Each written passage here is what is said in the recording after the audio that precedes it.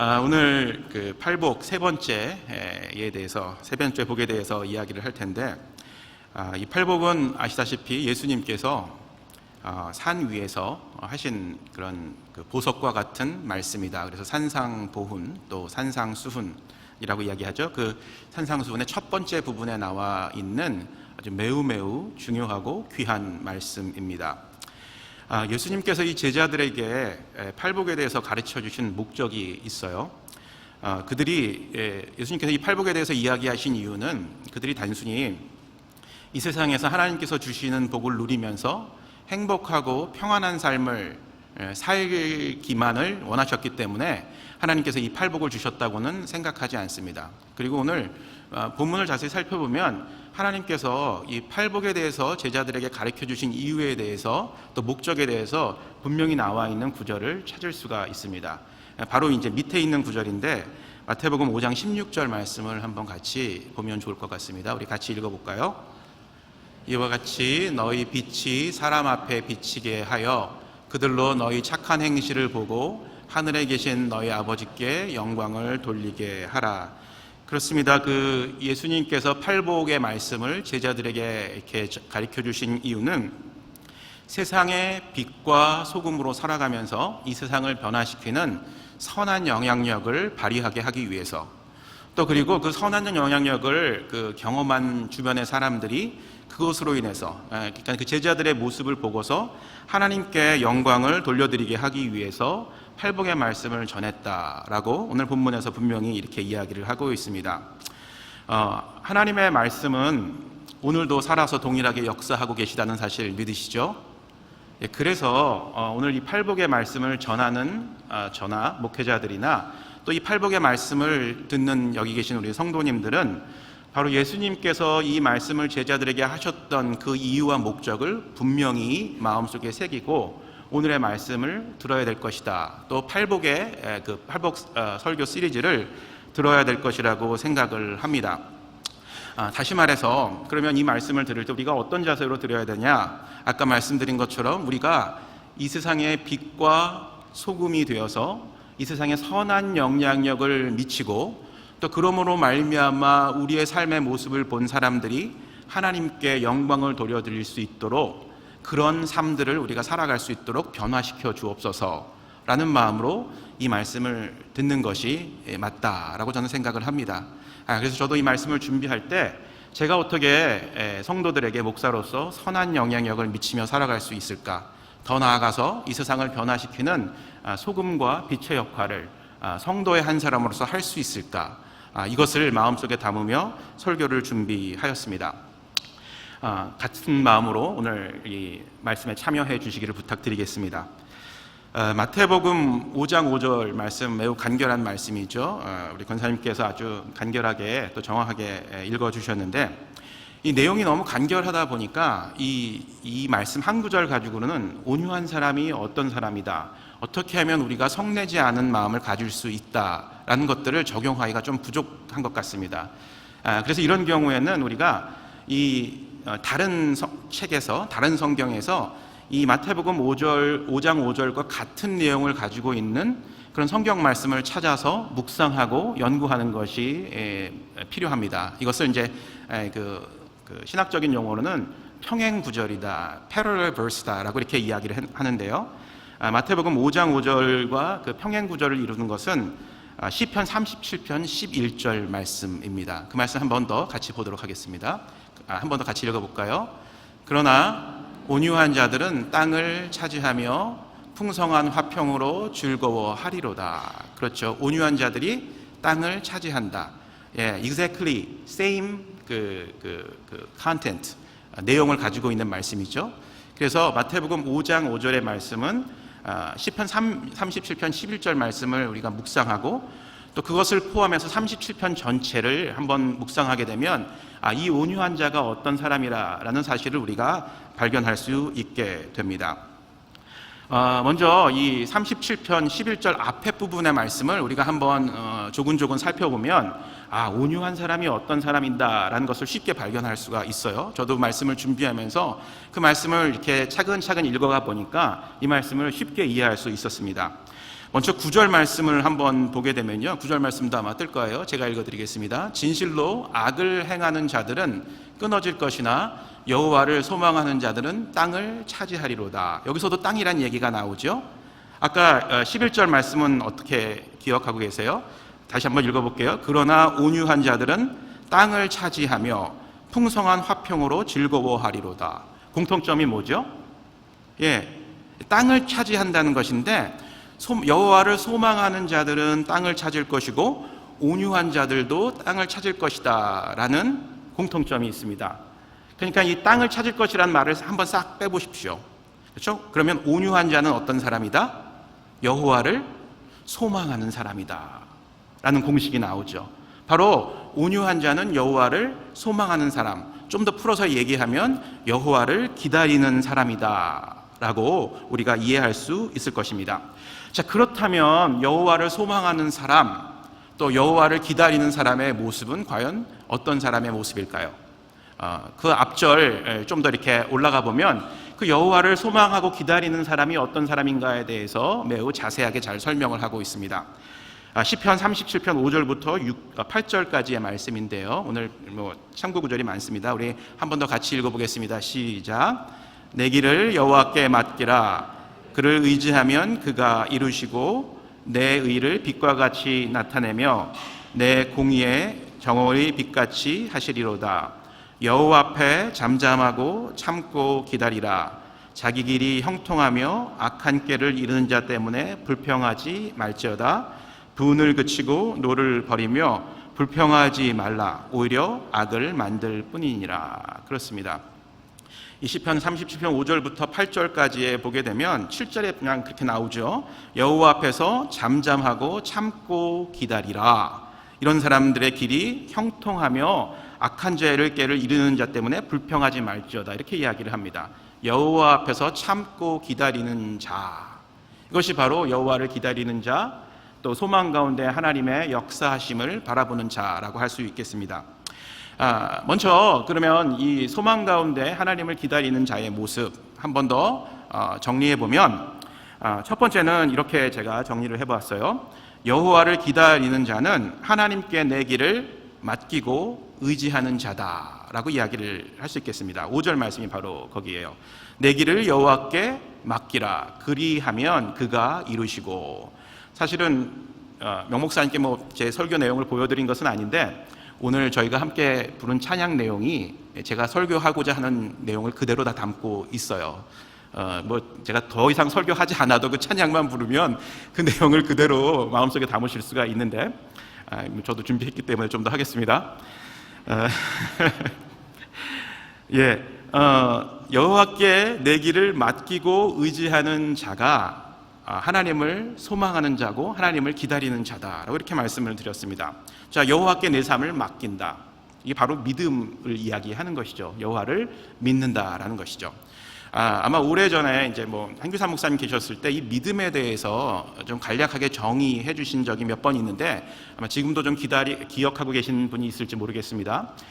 여호와를 의지하고 또 내 삶을 맡긴다는 것은 이 믿음의 요소이죠. 그래서 이 믿음의 요소를 이렇게 정의를 하셨는데, 한번 제가 이야기해 보겠습니다. 한번 기억을 더듬어서 한번 생각해 보십시오. 믿음은 신뢰하고 trusting God, 또 의지하고 depending upon God, 그 다음에 동행하는 것이다. working together with God. 기억나시나요? 다시 한번 해보겠습니다. 믿음은 신뢰하고 또 하나님을 의지하고 하나님과 동행하는 것이다. 이것이 바로 믿음이라고 이야기를 해주셨습니다. 저도 이것이 너무 클리어하게 제 마음속에 이렇게 그려져가지고 아직까지 잊어먹지 않고 있습니다. 그리고 또한 믿음은요, 내가 하나님을 믿고 의지할 수 있는 것은, 그렇죠? 하나님께서 내 편이시고 하나님께서 내 필요에 민감하셔서 내 모든 것을 아시고 때에 따라서 하나님께서 나를 공급해 주셔서 이 세상에서 어려움 없이 살 수 있도록 도와주신다는 사실을 믿는 것, 그것이 바로 믿음이라는 것이죠. 하나님을 신뢰하고, 저 신뢰하기 때문에 그분을 의지하고 내 삶을 맡기고, 그리고 그분과 영원토록 동행하는 것, 이것이 바로 믿음이라는 것입니다. 하나님께서요, 하나님께서요, 우리의 모든 필요를 아실까요, 모르실까요? 아세요. 머리털까지도 세시는 분이시라고 이야기를 하죠. 예, 그래서 이제 정일영 목사님 같은 분은 조금 죄송하신 것 같아요. 하나님께 머리카락이 너무 많으셔가지고 저 같은 사람은 머리가 좀 많이 빠져서 조금 덜 미안할 수도 있겠는데, 하나님께서는요, 우리 머리털까지도 다 아시는 분이시죠. 그렇죠? 우리가 무엇이 필요한지, 어느 때 어떤 것이 필요하신지를 다 아시는 분이십니다. 하나님께서 우리의 필요를 다 아시고 공급해 주신다는 사실, 저는 이것이 우리가 누릴 수 있는 가장 큰 축복 중에 하나라고 저는 확신합니다. 왜냐하면요, 하나님께서는요, 모든 것을 다 소유하고 계신 분이십니다.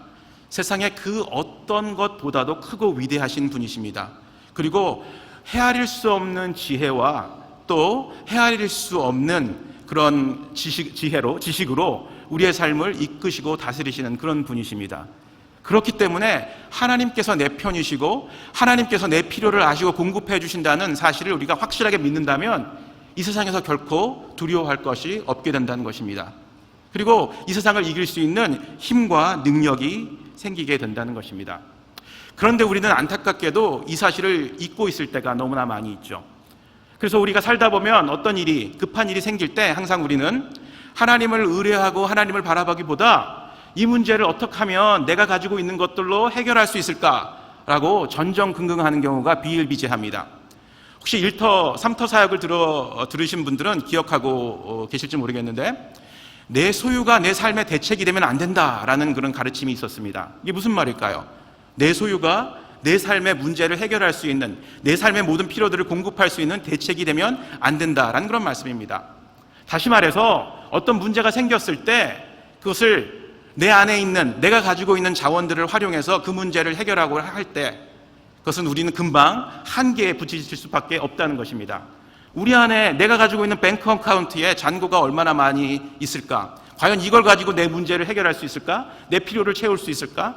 아니면 내 핸드폰에 있는 많은 사람들의 인포메이션, 혹시 이 중에 누가 나를 도울 수 있을까? 누가 나의 필요를 공급해 줄 수 있을까라고 생각하고 판단하고 그렇게 행동한다면 결국은 그 문제를 해결하기 전에 한계에 부딪힌다는 것입니다. 그러나 무한하시고 영원하시고 모든 것들을 가지시고 모든 것들을 움직이시는 그 하나님이 내 소유가 되어주신다면 우리의 모든 문제들은 그 내 소유가 되시는 하나님께 내 필요를 맡겼을 때 하나님께서 그것을 해결해 주시고 내가 필요한 그 어떤 것보다 더 많은 것으로 채워주실 수 있다는 것입니다. 믿으십니까? 이것이 바로 하나님께서 우리를 채우시고 또 하나님께서 우리를 축복하시는 방법입니다. 우리가 하나님을 믿고 의지할 때 하나님은 내 소유가 되셔서 내 모든 것을 채워주시고 공급해 주신다는 사실 꼭 기억하시는 성도님들 되시기를 주의 이름으로 축원합니다. 두 번째, 여호와를 기다리는 자는요, 하나님께 믿음의 뿌리를 둔 자이기 때문에 어떤 상황에서도 흔들리지 않는 그런 자들입니다.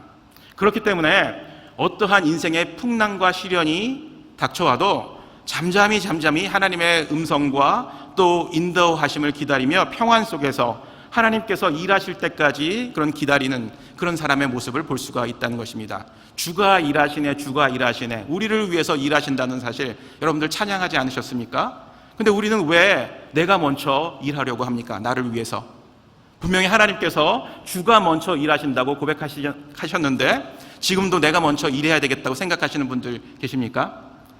어떤 문제가 생겼을 때 하나님께서는 그 문제가 정말 나에게 어떠한 영향력을 미칠 것인가에 대한 벌써 판단을 하고 계시는 분이십니다. 그래서 하나님께서는 하나님의 때에 그 문제를 해결해 주심으로 내 삶을 변화시키시고 내 믿음을 업그레이드 시켜주시는 그런 역사를 이루시는 분이시라는 사실, 아마 우리 삶의 모습을 통해서, 삶의 경험을 통해서 아마 익히 알고 계시리라 확신을 합니다. 어찌 본다면요, 그리스도인의 삶은요, 기다림의 연속이라고 볼 수가 있겠습니다. 왜 이렇게 하나님께서 빨리 응답해 주시지 않지? 한 번에 응답해 주시면 모든 문제가 일시에 사라질 텐데 왜 이렇게 하나님께서는 조금 내 앞길을 보여주시는 걸까? 한 번에 확 보여주시면 걱정하지 않고 기쁘게 살아갈 수 있을 텐데, 혹시 그런 생각을 아직까지도 하고 계시는 분들은 여기에 없을 것입니다. 하나님께서는요, 그것을 통해서, 모든 그런 과정을 통해서 우리의 믿음이 더 하나님만 바라볼 수 있도록, 우리의 정말 삶의 모습들이 하나님을 닮아갈 수 있도록 해주시는 것입니다. 그래서 사랑을 우리가 그 성경 말씀에서 이렇게 묵상할 때, 사랑은 오래 참고, 그렇죠? 사랑은 모든 것을 바라며 모든 것을 견딘다고 말씀하고 있는 것입니다. 하나님께서는요, 우리를 사랑하시기 때문에, 그렇죠, 그 하나님의 독생자 아들이 십자가에서 고통당하시는 것을 참고 인내하시고 견디셨습니다. 사랑하는 성도 여러분, 하나님을 사랑하십니까? 그러면 우리도 참고 견디고 인내하는 것이 필요하겠죠. 하나님께서는 그것을 통해서 우리를 만지시고 새롭게 하신다는 것입니다. 일반적으로 이런 일반적인 법칙이 있는 것 같아요. 다 이런 법칙에 맞는 것은 아니지만, 하나님께서 우리의 필요를 만나주시는 때는요, 대부분 우리가 기대하는 때보다 늦습니다. 어떻게 생각하세요? 그런 것 같죠? 예. 정말 빨리 좀 해주셨으면 좋겠는데 왜 이렇게 하나님 늦게 응답하시지? 아예 응답을 안 하시는 것 같이 생각될 때도 있죠. 근데 하나님께서는 일반적으로 우리가 원하는 때보다 조금 늦게 그것에 응답하시는 경우가 많습니다. 왜 그럴까요? 그렇죠. 기도하게 하시기 위해서, 믿음 안에 우리의 믿음을 하나님께 앵커하기 위해서, 받기 위해서 그렇게 하신다는 것이죠. 그리고요, 반대로 하나님께서 우리에게 응답하시기를 원하는 그때, 그리고 우리가 믿음으로 하나님을 고백하고 믿음으로 움직이기를 원하시는 때는 우리가 기대하는 때보다 항상 빨리 옵니다. 항상 꿈지럭대고, 하나님 조금만요, 아직 준비 안 됐어요. 내가 하나님 부르시면 나갈 텐데 아직은 아니에요. 준비, I'm not ready yet. 하나님 조금만 늦게 불러주세요. 그런 분들에게는 여지없이 right now 하나님께서 이렇게 이야기하십니다. 그런 것 같죠? 예, 분명히 하나님께서는 빨리 나에게 오라, 나에게 응답하라, 그렇게 이야기를 하십니다. 하나님 참 우리가 미적미적거리고 뒤로 빼는 것 못 보시는 그런 분이신 것 같습니다. 하나님의 때, 그것은 perfect 타이밍입니다. 우리가 그 퍼펙트 타이밍을 만들려고 하지 맙시다. 하나님을 기다리는 자는 그 하나님의 때를 기다리는 자라는 사실 꼭 마음속에 담았으면 좋겠습니다. 자, 그 다음에 세 번째, 마지막으로 하나님을 기다리는, 그렇죠? 하나님을 기다리는 온유한 자의 모습은 8절에 표현된 대로 분을 내지 않고 성을 내지 않는, 분을 품지 않고 성을 내지 않는 그런 사람이라고 이야기를 합니다. 제가 이 얘기하면 도대체 어떻게 목사님 그 세상 살다 보면 분내지 않고 성내지 않고 살아갈 수가 있겠어요? 그렇죠? 예. 분내지 않고 성내지 않는 사람, 이 세상에 없는 것 같습니다. 사실인 것 같기도 하고요. 그렇지만 성경은 우리에게 분내지 말고 화를 품지 말라고 분명하게 이야기를 합니다. 우리가 할 수 없는 것을 하나님께서 우리에게 요구하는 것일까요? 아니에요. 분명히 우리는 할 수 있는 방법을 어찌 보면 이미 알고 있는 사람들일지도 모릅니다. 그런데 문제는 그 방법을 우리 삶 가운데서 계속해서 기억하지 않고 그 말씀대로 살아가지 않기 때문에 계속해서 분내고 성내면서 살아가는 그런 사람들일 수도 있다는 것입니다. 이 분내지 않고 성을 내지 않는 사람들은요, 특징이요, 모든 것이 하나님의 주권 안에 있다는 사실을 알기 때문에 자신을 비난하고 짓누르려고 하고 모든 사람들에게조차 화를 내지 않습니다. 왜냐하면 하나님께서 하나님의 때에 그런 사람들조차도 하나님의 방법으로 처리해 주실 것이라고 믿기 때문에 그렇습니다. 이것은 결코 이렇게 네거티브하거나 수동적인 사람의 모습이 아닙니다. 정말 성내지 않는 온유함이라는 것은요, 나를 칭찬해 주는 것, 또 나를 비난해 주는 것, 그 모든 것들을 embrace 할 수 있는 그런 사람의 모습입니다. 왜냐하면 하나님께서 하시기 때문에, 하나님께서 내 인생을 책임지고 이끌어 가시기 때문에 그렇다는 것입니다. 우리 아브라함에게 주셨던 하나님의 약속, 본문에는 안 뜰 것, 스크린에 안 뜰 것 같은데 그 말씀 한 번 더 읽어보도록 하겠습니다. 창세기 12장 3절 말씀인데, 너를 축복하는 자에게는 내가 복을 내리고 너를 저주하는 자에게는 내가 저주하리니 땅의 모든 족속이 너로 말미암아 복을 얻을 것이니라. 말씀 기억하시죠? 하나님께서 아브라함에게 약속해 주신 거예요. 너를 축복하는 자에게는 어떻게 한다? 축복해주고, 너를 저주하는 자들에게는 누가? 내가 너를 대신해서 저주한다 라고 이야기를 하신 것입니다. 이 사실을 믿으십니까? 우리 아브라함의 자손이에요. 그렇기 때문에 이 약속은 우리에게도 하나님께서 허락하신 겁니다. 우리를 축복하는 자들을 하나님께서 축복해 주십니다. 우리를 저주하는 자들 하나님께서 저주하십니다. 우리가 할 필요 없다는 것입니다. 자, 이 세 가지 우리 온유한 자의 모습, 바로 하나님을 기다리는 자의 모습에 대해서 나누어 드렸는데, 이 세 가지의 모습이 이 세 가지의 모습을 완벽하게 가지고 있는 사람은 사실은 없는 것 같아요. 아무리 찾아봐도. 그렇지만 이 세 가지의 모습을 그래도 많이 가지고 있는 사람을 한 사람 찾아본다면 성경에서 저는 모세가 아닌가 이런 생각을 해봅니다. 우리 민수기 12장 3절 말씀을 한번 같이 보도록 하겠습니다. 읽어보겠습니다. 이 사람 모세는 온유함이 지면의 모든 사람보다 더하더라. 그렇습니다. 이 민수기 12장 3절 초반부의 말씀은 모세가 구스 여인과 혼인을 합니다. 구스 여인은 흑인이에요. 검은 피부를 가지고 있는 여인입니다. 그 여인과 모세가 결혼을 했는데, 아마도 이 형제인 아론과 미리암이 보기에는 이것이 좀 온당하지 못한 방법으로 결혼을 했던 것 같습니다. 그래서 이 아론과 미리암이 민족의 지도자였던 모세를 비난합니다. 그리고 나서 어떻게 얘기하냐면, 모세만 하나님 말씀을 듣느냐? 아니다, 우리도 하나님 말씀을 들을 수 있다 라고 그렇게 생각합니다. 그리고 그 마음이 하나님께 알려집니다. 그래서 하나님께서는 그 마음을 듣고 아론과 미리암의 그 마음을 보시고 매우 분노하십니다. 왜냐하면 내가 세운 지도자를 왜 너희들이 비난하고 비판하느냐, 그것 때문이었습니다. 그래서 어떤 일이 일어나죠? 미리암이 나병에 걸립니다. 나병에 걸립니다. 모세는 자기를 비난하는 말에 대해서 정말 아무것도 반응하지 않았습니다. 아론과 미리암에게 성을 내거나 분을 품었다는 얘기가 민수기 12장 본문에는 나와 있지 않습니다. 하나님께서 그렇지만 분노하셨습니다.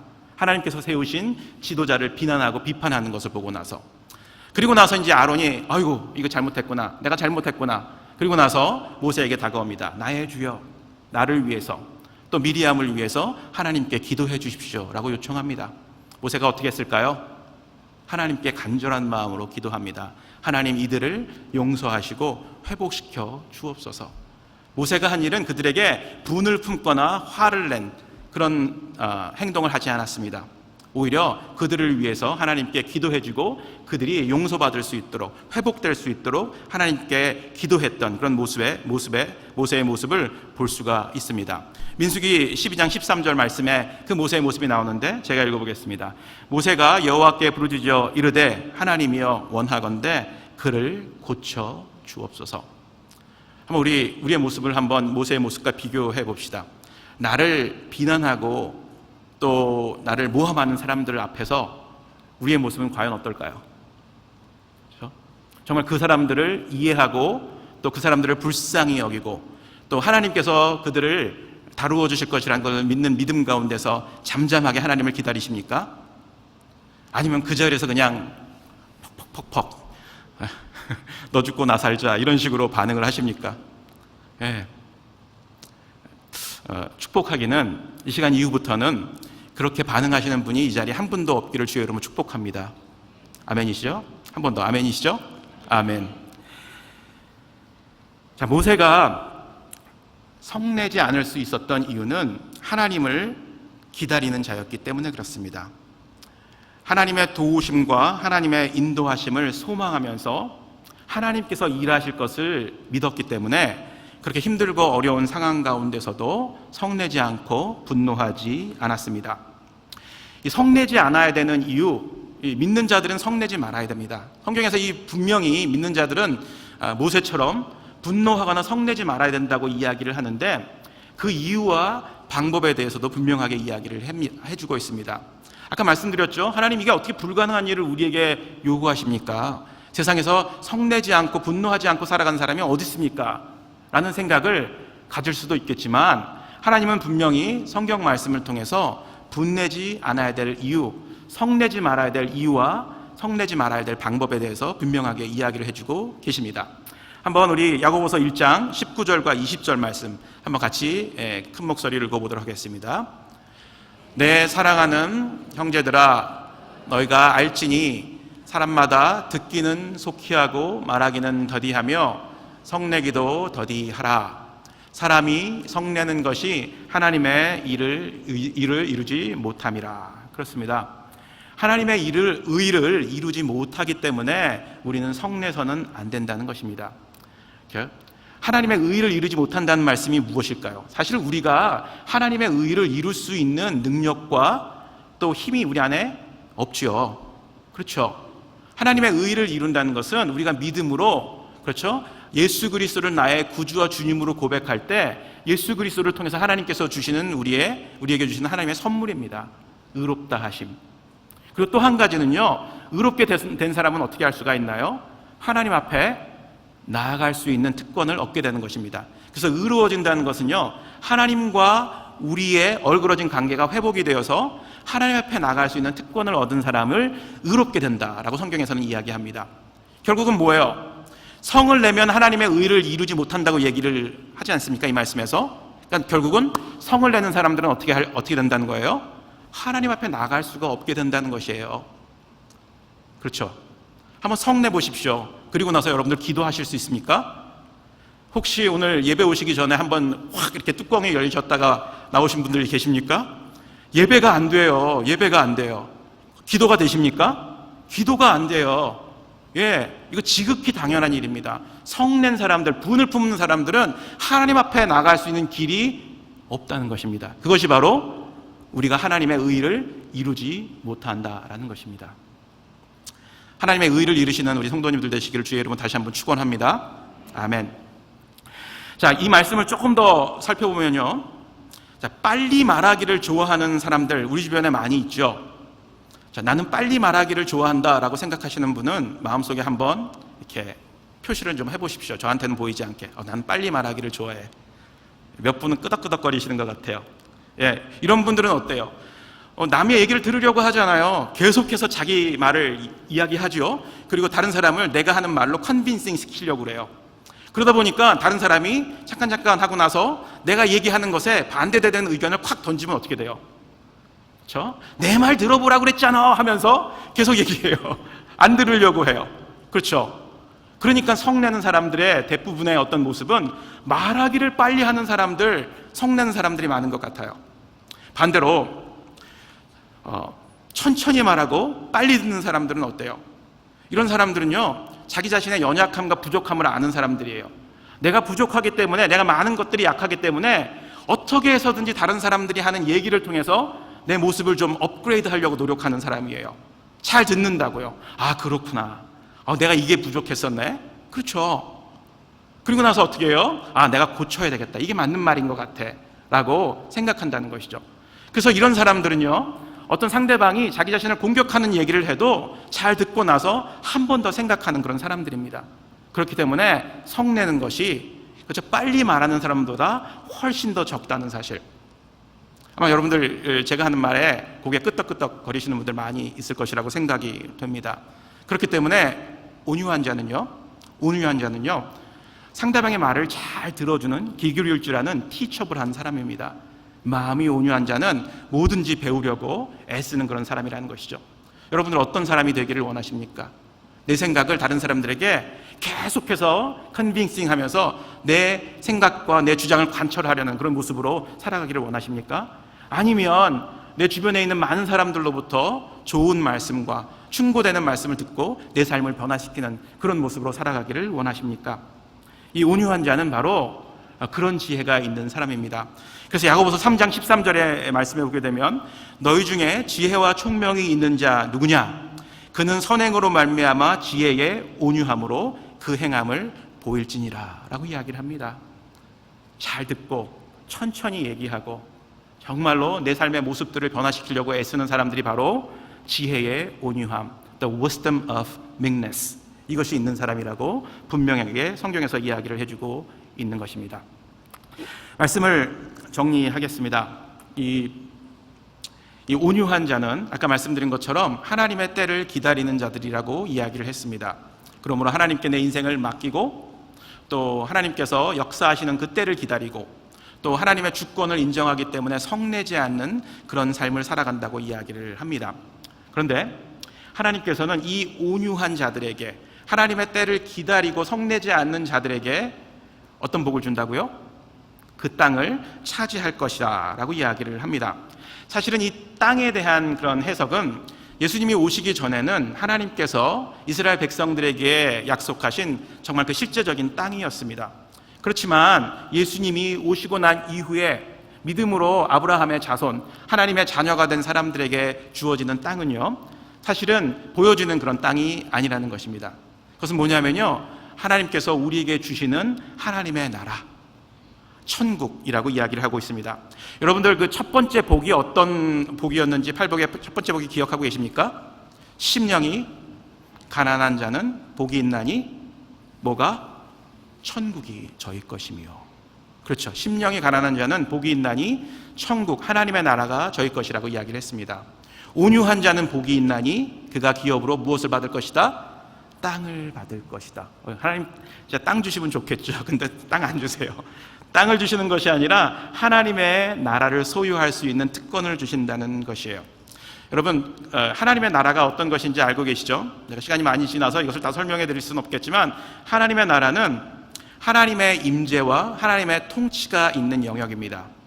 만약 우리의 마음이 하나님이 임재하고 계시고 하나님의 말씀, 즉 하나님의 통치하심이 다스리고 있다면 우리 마음속에 하나님의 나라가 임재한 것이죠.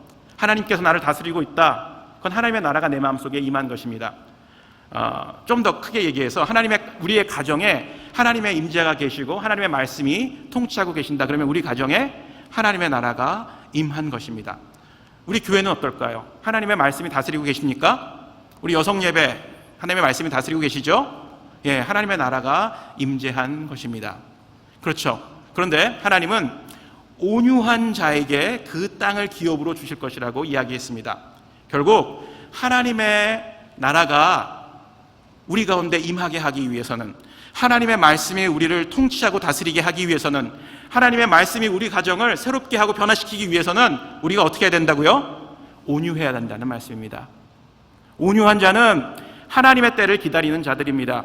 온유한 자는 믿음으로 하나님을 믿고 의지하고 하나님을 따라가는 사람들입니다. 온유한 자는 결코 성내지 않는 사람들입니다. 이런 모습으로 우리가 우리 가정과 교회에서 살아갈 때 우리 가정과 또 교회 그리고 내 삶 가운데는 하나님의 나라가 임하실 것입니다. 하나님께서 우리를 다스리고 하나님께서 우리를 이끄시며 하나님께서 우리를 위해서 일하시는 그런 축복된 삶을 살아갈 수 있다는 것입니다. 그리고 바로 이런 사람들이 세상의 빛과 소금으로 선한 영향력을 미치며 그 영향력을 통해서 하나님께 영광 돌려드리는 삶, 나만 하나님께 영광 돌려드리는 것이 아니라 내 주변의 내 삶을 보고 하나님께 영광 돌려주는 그런 삶들을 인도하는 그런 삶들을 살 수 있다는 것이 온유한 자가 누리는 하나님의 축복입니다. 온유한 자는 복이 있나니 그 땅을 기업으로 받을 것이며, 온유한 자가 되시기를 주의 이름으로 축원하며 함께 기도하겠습니다.